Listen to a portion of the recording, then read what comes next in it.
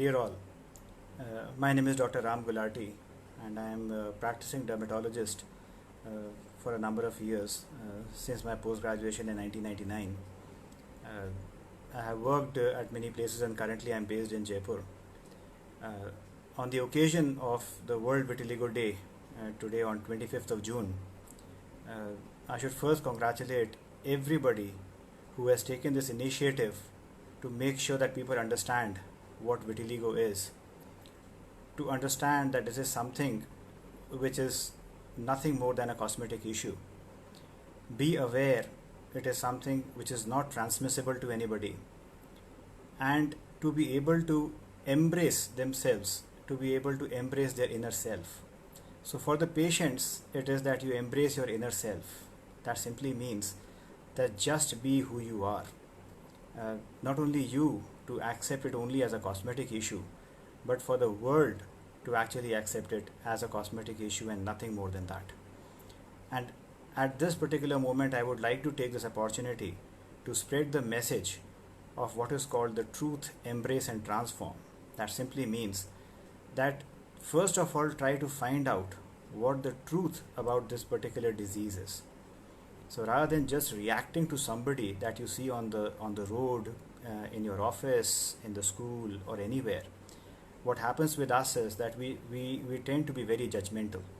We just respond to what we see. But I think on the back of the mind, try to find the truth, what this condition is. So vitiligo, or a white spot, is a condition which is not transmissible.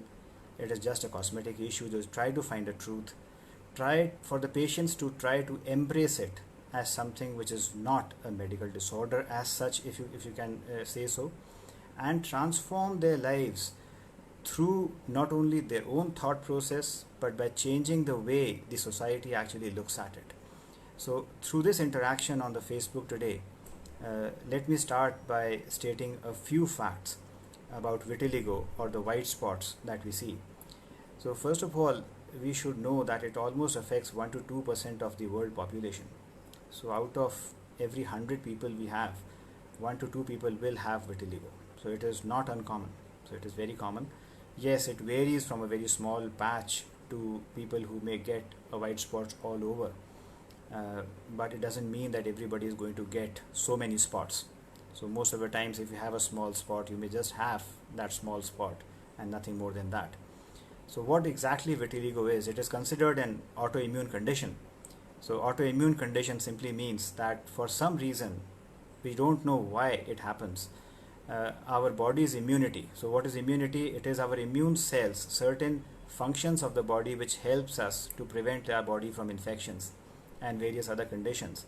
So these immune cells, rather than just only fighting for infection, they start attacking our own body. So in this condition, they start attacking these cells in the skin which make the pigment. And therefore, once these cells which make the pigment gets destroyed, that area becomes white in color. So what is there in these white patches is that they just don't have the pigment cells, and that's it. So it is not an infection, there is no organism sitting there. 20 to 30% of these patients who have white spots will have one close relative who will be affected by this disease. So we may say, again, once I say the word disease, I think I should not use the word disease, because dis-ease simply means that you are not at ease. That is what disease is.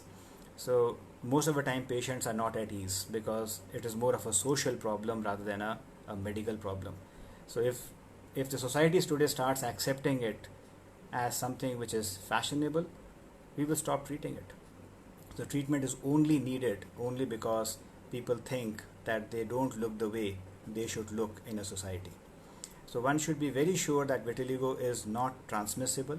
That simply means that you cannot transmit it by touch or by cough or any other way. So white spot is not transmissible. All white patches in the skin is not vitiligo. So who is going to tell you whether it is vitiligo or not is your dermatologist. So I think the moment you start getting any white patches on the skin, the first thing what I would say is, rather than keeping it in your mind and most of the time just thinking about it what it is, I would recommend that you go to your dermatologist, and they should be able to give you a diagnosis as to what it is, and then take it from there. Now vitiligo has many treatment options, so that's a good part of it. The best thing is that if you reach early, many a times we are able to not only provide a solution to it, but it may also help in preventing further spread across the skin. So what is our goal of treatment? The goal of treatment, first of all, is that we should be able to control the spread of this condition, and then to whatever possibility there is, we should be able to bring the pigment back or regenerate the pigmentation in the areas where the pigment is not there.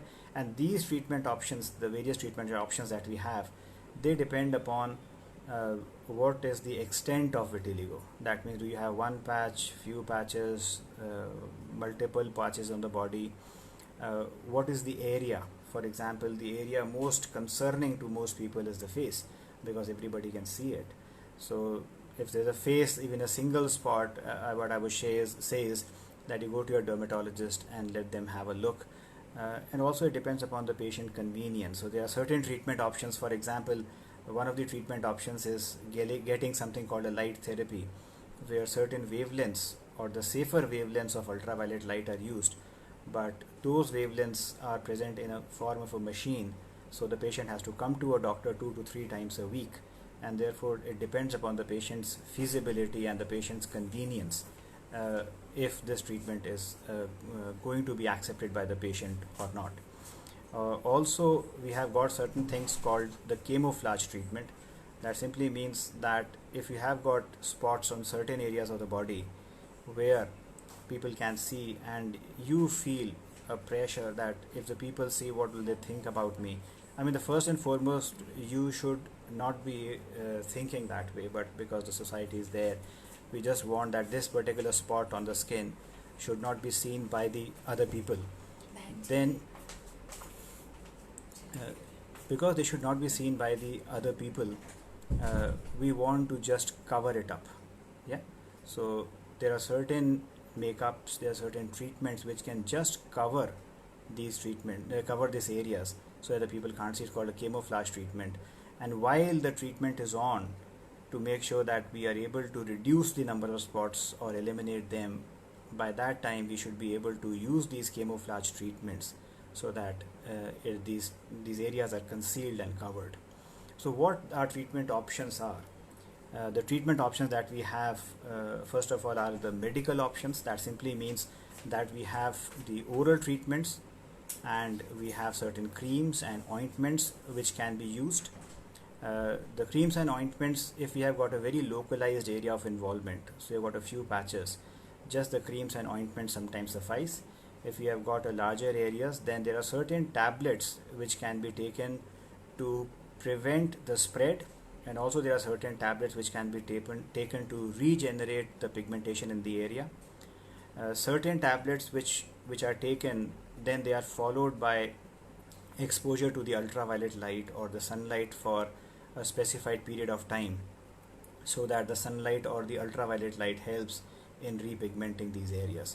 So apart from the medical treatment, we have got the phototherapy. As I mentioned before, it's called the light therapy, where safer ranges of the ultraviolet light are used to get the pigmentation back.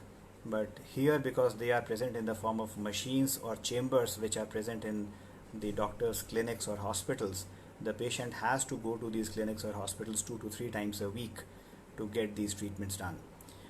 Then if you have got certain areas which are left after the medical treatment, or you have got a very localized area which you just get to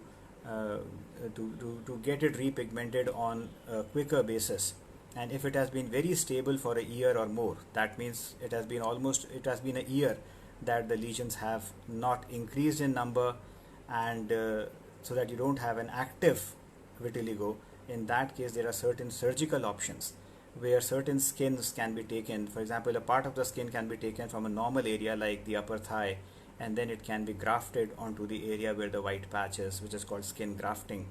There are various forms of skin grafting, like punch grafting, where you take very small patches of normal skin and put it in the white area, or there's something called the split skin graft, where larger patches are taken and they are put, and that helps in getting the repigmentation back. And sometimes if some pigmentation is still lacking, it can be followed by the medical treatment or phototherapy. Then there is another way of treating it surgically called the melanocyte culture and transplant, where a small area of a normal skin is taken. The pigment cells are cultured so that it can be spread over a larger area of a white patch, which can be covered by it. So there are a number of treatment options available. So what I would say is that if you have a white patch, first of all, you need to see your dermatologist to make sure that it is vitiligo, or is it something else which might be looking like vitiligo, and then take it from there. The earlier we actually go to a dermatologist, the better it is, because first of all, it's a peace of mind as far as the diagnosis is concerned, because many a time we just keep getting it in our mind again and again as to what it is. Will I transmit it to somebody? Should I be able to interact with my children? So get a diagnosis right, and then earlier you go, the better the treatment options are. Now, one thing that I want to say is that some people ask that can vitiligo be completely cured? So as far as the world literature is concerned, at this moment what we can say, no, we cannot cure it completely. What exactly is the word cure mean? Cure means that I have actually acted in a way that is not going to come back. So even if the repigmentation is complete in certain patients where only small patches were there, we will never be able to say with conviction that it is not going to come back. So yes, because we don't know the root cause of it, we don't know the root trigger of it, what actually triggers it, we are not able to completely cure at this particular moment. But small patches, we may be able to get the repigmentation back completely, and if it is generalized and spreading very fast, we should be able to halt the progress or slow down the progress. So the earlier we go to a doctor, the better it is. And then we need to properly follow it up with the doctor to make sure. For example, many times what happens is that if you take a treatment and the treatment you think it's not suiting you, then the best thing is actually at some point the treatment may need to be changed, and that can only happen if you are in a regular follow-up with a doctor. Another question which comes up is, there is any diet restriction? Now, the research the world over has not come up with any specific diet inclusion or diet exclusion that should be followed in vitiligo. So that's what the current research stands at. What finally I would like to say is that the society should not discriminate on the basis of vitiligo or a basis of color.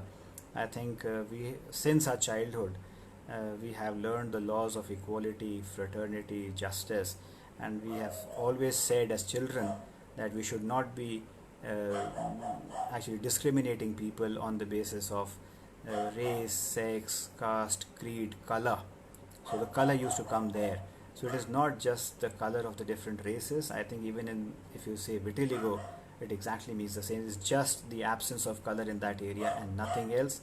It is not a curse as many societies, many in the past used to think of. It is not infectious. It is not going to pass to anybody else. These people can very well marry. That's not an issue at all. Yeah, we should be upfront about it that we have a white spot. Yes, 20 to 30%. As I said, there is a genetic contribution to it as well, but there is no restriction to marriage as well. I think our outlook towards vitiligo, who patients, has to change, and has to change fast, and not as an individual but as a society. And I think in our daily life, we should respect people for their own self and not for these blemishes, as I can say, or just certain differences in color on the skin that happens. So I think at this moment I should like to congratulate everybody who has taken part in this initiative and fully support the cause of eradicating vitiligo as and when it happens. But till then, we should avoid it being a stigma and do our best as doctors to help these patients to get rid of this condition to as far as it is medically or surgically possible, and at the same time boost the morale and make sure that the society acts in their best interest. Thank you very much.